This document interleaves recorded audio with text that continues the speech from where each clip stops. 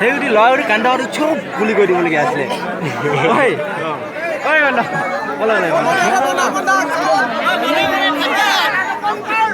কান্দ খালি চুপ কৈ দিয়ে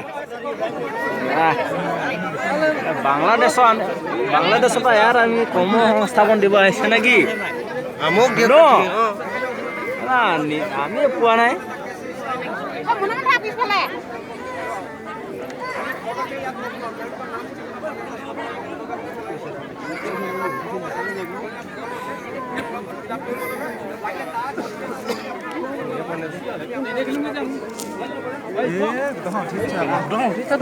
মই